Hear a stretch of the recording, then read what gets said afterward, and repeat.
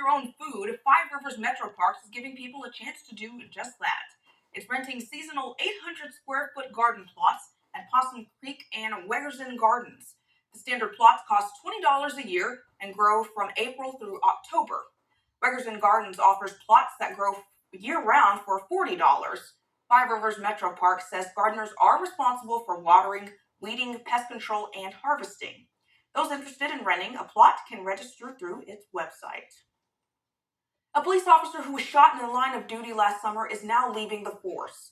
Yesterday, Eric Ney retired from the Clear Creek Township Police Department as he continues to recover from those injuries.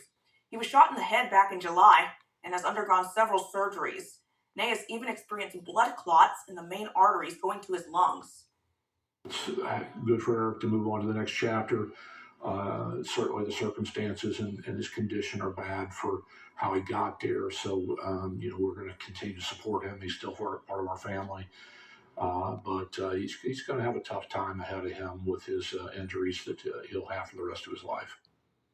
When we talked to Ney last summer, he told us he was grateful for all the support he's gotten throughout this whole ordeal. A warning for students and parents after 2 middle school students were rushed to the hospital after using vape pens. This happened at the Mad River Middle School in Riverside this week. Police suspect about 5 students used the vape pens. It's not clear yet if the students overdosed or just had a medical reaction. Police said vape pens can contain THC, the active ingredient in marijuana, or even traces of more dangerous drugs like fentanyl. The dab pen itself, you don't really know where it came from, so it could have been passed from hand to hand and something put in it. Police say the 2 kids who were taken to the hospital are back at home with their parents. And News Center 7 has confirmed the Ohio BCI is investigating after a Huber Heights police officer shot someone in Butler Township. This happened near O'Charlie's on Miller Lane on Thursday night. Butler Township Police said this all started when they were asked to provide backup for Huber Heights Police on a domestic disturbance call. When officers got on scene and approached the suspect, they say the suspect pulled out a gun.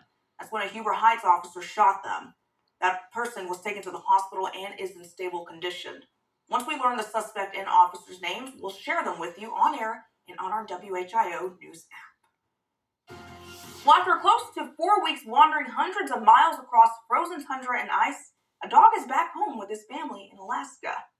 Meet Nanook. He's a 1-year-old Australian shepherd whose name in Siberian Yupik means polar bear.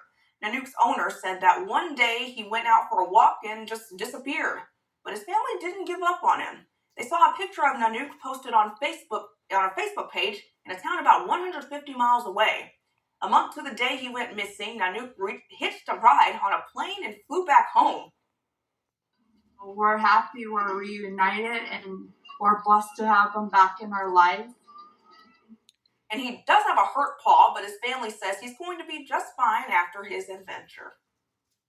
And a little closer home in Indiana, a woman found a reason to smile after a tornado completely destroyed her home. Take a look. Mabel takes her job very seriously. She is a good sweeper. Yeah, that is Mabel the Roomba cleaning up what's left of Mona Black's house. She said her and her husband had ran into the basement right before the tornado ripped through, and as they came upstairs to see the damage, they heard something. Well, it turns out it was Mabel. It was like, it just made me smile, because there was Mabel just doing her job like any other day. And Mona said she and her husband have a few scratches, but they did not get hurt.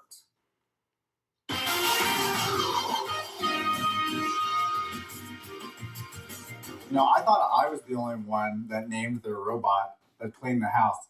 But my mom's name is Rosie. Makes sense, right? Jetsons.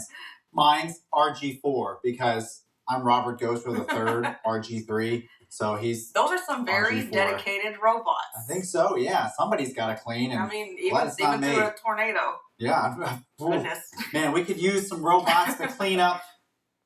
I don't know where I was going with that, but what I can Were we tell talking about the air quality? Yes. Yes, Richmond. Better than me, yeah. Well, we will have something that'll clean up the air quality, and that'll be some rain. There's some rain on the way, and temperatures right now are pretty mild. It's going to be a very mild night, one of those warmest nights we've had in quite a while, as temperatures drop a little bit, and then they stay pretty much the same not necessarily at 62, but I would say anywhere between 60 and 62. You can see with some increased cloud cover, what we're seeing right now, that'll help kind of stabilize temperatures here overnight. And so you can see temperatures in the 60s. And that's not the warmest part of your day. The warmest part will likely be around noontime, but as a cold front does make its way through, I would say soon after lunch, we'll see temperatures dropping. So later in the evening tomorrow will actually be cooler than earlier in the day, but it's not going to mess things up too much. Outside right now, we are looking at a quiet city of Dayton, the gem city itself, 71 degrees with,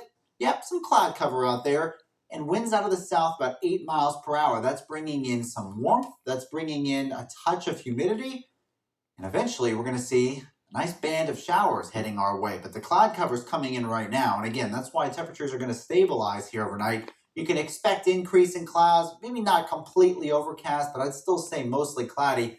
And then we're waiting on this to come through. However, I know it looks kind of scary, but watch this. This is a 6-hour loop from 6 hours ago to now. And notice how 6 hours ago, it's just littered with severe thunderstorm warnings, tornado warnings, as it's in central Missouri as well as Arkansas.